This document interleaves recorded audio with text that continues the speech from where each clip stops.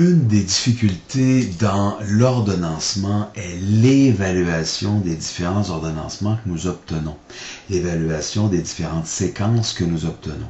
Ceci se fait à l'aide de ce qu'on appelle les indicateurs de performance. Alors, dans ce cours vidéo, nous allons vous expliquer comment calculer les indicateurs de performance de base. Donc, comment calculer les indicateurs de performance les plus importants nous permettant d'évaluer un ordonnancement. Alors, pour ce faire, nous allons prendre l'exercice suivant. Alors, ici, on voit une question classique où nous avons 5 commandes numérotées A, B, C, D, E. Ces 5 commandes se fabriquent ou se transforment à partir de 2 opérations, l'opération 1 et l'opération 2. Avant de faire l'opération numéro 2, il faut avoir terminé l'opération numéro 1. Alors, la commande A va prendre 10 heures à l'opération numéro 1. Lorsque nous allons avoir effectué ce 10 heures, nous allons passer la commande A sur l'opération numéro 2 où ça va prendre 15 heures. La date promise pour la commande A est la 40e heure, c'est-à-dire que nous avons promis à notre client de lui livrer la commande A d'ici 40 heures. La structure des commandes B, C, D, E sont exactement les mêmes. Un temps d'opération pour l'opération 1, un temps d'opération pour l'opération 2 et une date promise. Le temps travaillé pour l'opération 1 est de 70 heures au total, ce qui est la somme des temps de chaque commande sur l'opération 1. Et le temps travaillé pour l'opération 2 est de 75 heures, il y a la même chose, la somme des temps travaillés pour l'opération numéro 2 pour l'ensemble des commandes. Alors, supposons que nous faisons un ordonnancement simple pour calculer les indicateurs. On va prendre le critère d'ordonnancement premier entré, premier servi. On suppose ici que le numéro de commande A, B, C, D, E a été numéroté de façon séquentielle à l'arrivée des commandes. Donc, la commande A est la plus ancienne, la commande E est la plus récente. Donc, si on veut classer les commandes par ordre d'arrivée des commandes, on va les classer A, B, C, D, E, tout simplement. Par la suite, on fait ce qu'on appelle un graphique de Gantt, qui va nous permettre de présenter cet ordonnancement. Alors, on voit ici l'opération numéro 1, les commandes A, B, C, D, E. L'opération numéro 2, les commandes A, B, C, D, E. La commande A prend 10 heures sur l'opération 1. À la 10e heure, lorsque c'est terminé, la commande A est transférée à l'opération 2, qui va prendre 15 heures. Donc 10 plus 15, 25 heures. Ensuite, on fait la commande B, tout de suite après la commande A. On commence donc à la 10e heure. La commande B prend 20 heures. 10 plus 20 finit à 30 heures. La commande B ne peut pas commencer à l'opération 2 avant la 30e heure pour une autre durée de 20 heures. On voit donc que la commande A se termine à la 25e heure pour l'opération 2 et la commande B se débute à la 30e heure pour la même opération 2. De sorte qu'il y a, en rouge ici, une perte de temps, qu'on appelle un temps mort de 5 heures. Un temps mort se retrouve aussi au début de l'opération numéro 2 ici, parce qu'évidemment, les 10 heures qui sont ici, qui sont du temps perdu, ne peuvent pas être utilisées parce qu'on est en train d'attendre la commande numéro A sur l'opération 2. On voit ici, en vert, j'ai inscrit les temps d'attente. Ça veut dire quoi? La commande B sur l'opération 1 va attendre 10 heures, temps d'attente de la commande B. La commande C pour l'opération 1 devra attendre 30 heures avant de commencer.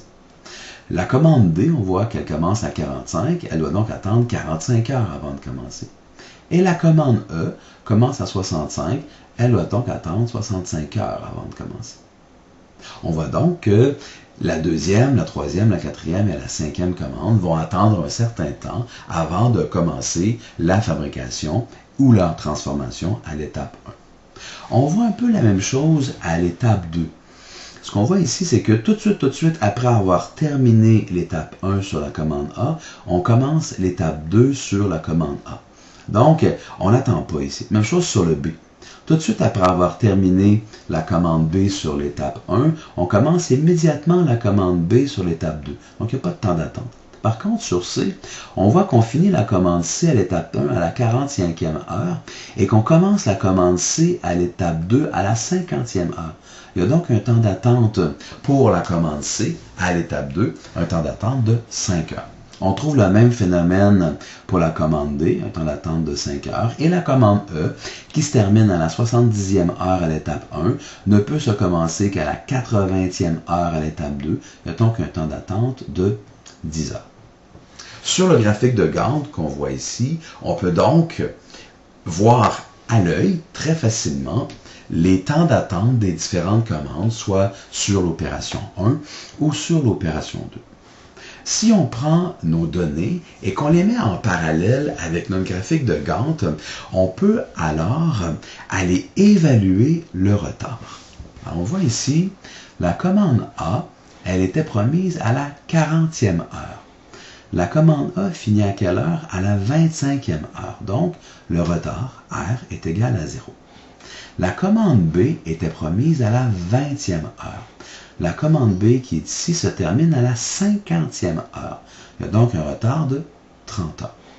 La commande C était promise à la 60e heure. La commande C qui est ici se termine à la 70e heure. Un retard de 10 heures. La commande D qui était promise à la 30e heure, se termine à la 80e heure, donc un retard de 50 heures. Et la commande E, qui était promise à la 50e heure, se termine à la 90e heure, donc un retard de 40 heures. Une fois qu'on comprend bien notre graphique de Gantt, qu'on comprend bien les temps d'attente à chaque étape, et qu'on comprend bien comment calculer le retard, là, on peut venir évaluer et calculer nos indicateurs de performance. C'est plus facile d'aller mettre ça dans Excel. Alors, ce que j'ai fait ici, j'ai mis en parallèle le graphique de Gantt avec mes données, ainsi que les différents indicateurs de performance qu'on pourrait dire qualifiés de classiques. Alors, le temps total est à 90 heures. Alors, on voit que pour faire nos 5 commandes, A, B, C, D, E, selon l'ordonnancement PEPS, on termine à la 90e heure, temps total 90e heure.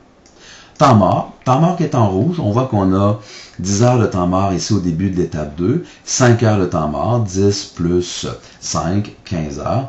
Le temps qui est ici, qui est inoccupé à la fin de l'étape 1, n'est jamais considéré comme du temps mort parce qu'on pourrait faire d'autres opérations ici. Le retard moyen. Alors, le retard moyen pour les commandes, on voit que c'est, on voit la formule ici en haut. On voit que c'est 0 plus 30 plus 10, plus 50, plus 40 divisé par 5, donc un retard moyen de 26 heures.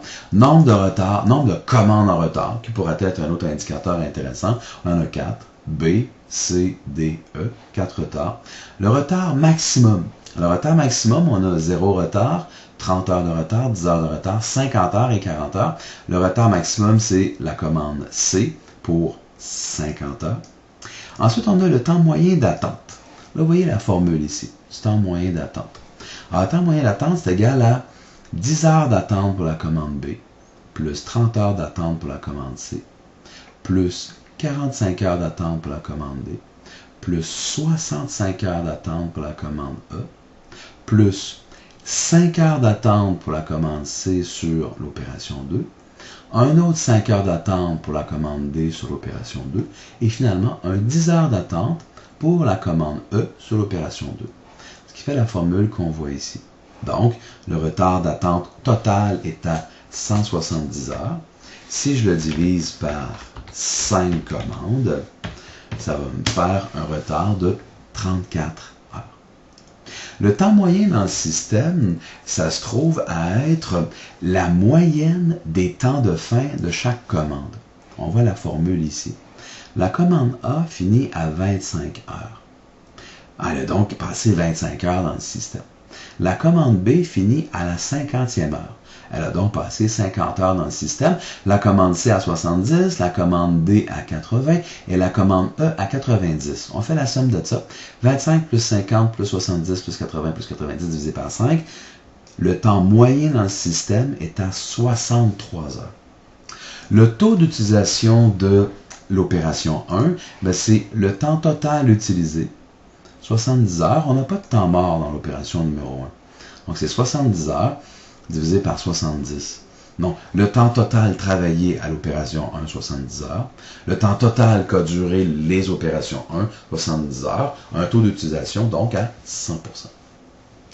Le taux d'utilisation de l'opération 2, il n'est pas à 100%. Il ne sera jamais à 100% parce qu'on a utilisé 90 heures au total, mais on a 10 heures de temps mort au début et 5 heures.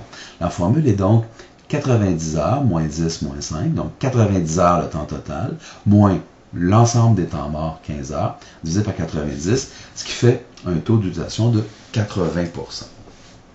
Ici, on a donc 1, 2, 3, 4, 5, 6, 7, 8, 9. 9 indicateurs de performance standards qui ont de très fortes chances de se retrouver dans un examen ou dans un exercice. On doit donc connaître le calcul de l'ensemble de ces indicateurs de performance. Alors, je pense qu'après cette courte vidéo, on a donc rempli notre objectif où on a appris à calculer des indicateurs de performance de base pour un ordonnancement. Et ce sont les mêmes indicateurs et les mêmes calculs que vous pouvez utiliser pour n'importe quel autre ordonnancement.